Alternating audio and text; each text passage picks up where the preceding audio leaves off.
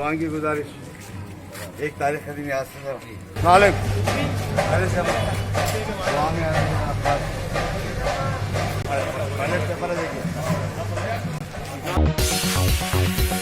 मजलिस speaker assembly Kausar Mohiuddin ने कारवान और लंगर house बंदी डिवीजन का दौरा किया और घर घर जाकर लोगों से मुलाकात की।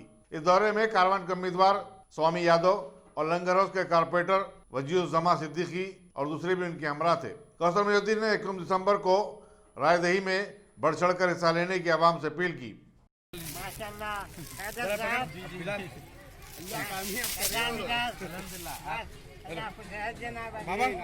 बाबा